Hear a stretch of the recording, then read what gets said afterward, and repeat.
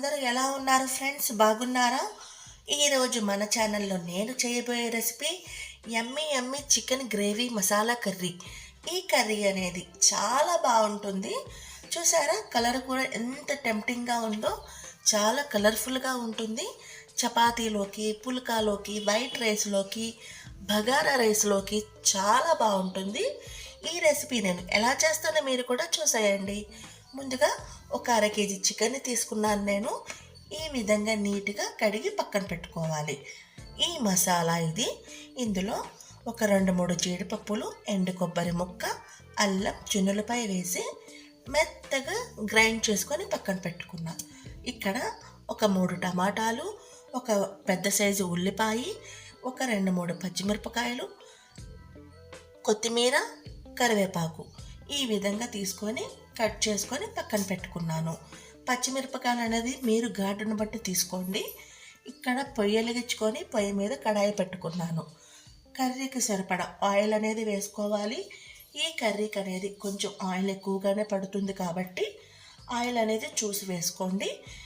ఇక్కడ సన్నగా కట్ చేసి పెట్టుకున్న ఉల్లిపాయ ముక్కలు కూడా వేసుకున్నాను. మంచి గోల్డెన్ బ్రౌన్ కలర్ వచ్చేంత వరకు వేయించుకున్న తర్వాత ముందుగా క్లీన్ చేసి పెట్టుకున్న చికెన్ ముక్కల్ని కూడా అందులో వేసుకొని ఒక స్పూన్ అనేది పసుపు కూడా వేసుకోవాలి.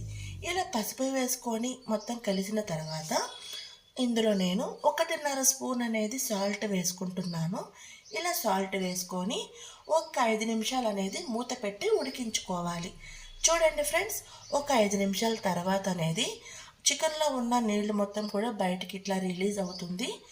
ఇప్పుడు ముందుగానే కట్ చేసి పెట్టుకున్న టమాటా ముక్కల్ని కూడా అందులో వేసుకొని మరొక 2-3 నిమిషాలు అనేది టమాటాలు మగ్గేంత వరకు చక్కగా మూత పెట్టి ఉడికించుకోవాలి.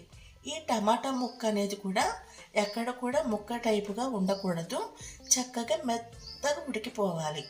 చూడండి, ఇలా టమాటా ముక్కలు కూడా మెత్తగా ముక్కలేది ఎక్కడా లేదు, మెత్తగా ఇలా ఉడికిపోవాలి. ఇలా ఉడికిన తర్వాత ఇంకొకసారి ఈ కర్రీ అనేది తిప్పుకొని ముందుగానే గ్రైండ్ చేసి పెట్టుకున్న మసాలాని కూడా ఇందులో వేసుకొని చూడండి, ఈ ముక్కలకి ఈ మసాలాలు కూడా మంచిగా పట్టేంత వరకు అడుగు పట్టకుండా ఇలా బాగా కలుపుకోవాలి. ఎప్పుడు చేసే విధంగా కాకుండా ఒక్కసారి మీరు ఇలా అనేది ఈ కర్రీ అనేది చెయ్యండి.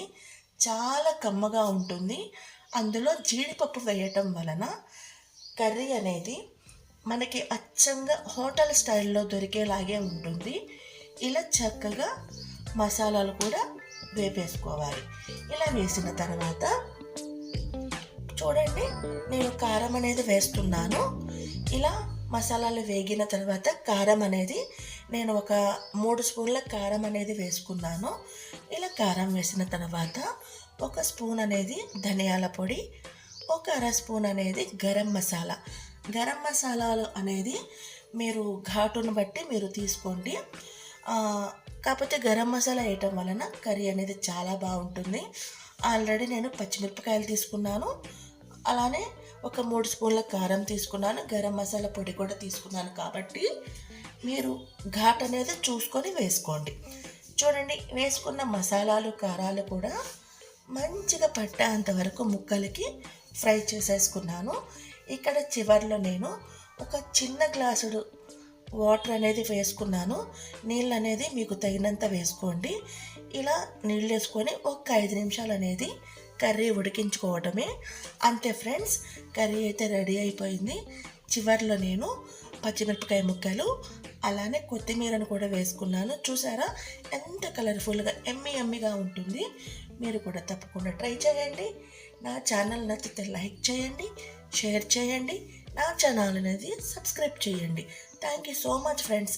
ఇప్పటి వరకు వీడియో చూసినందుకు. Bye friends.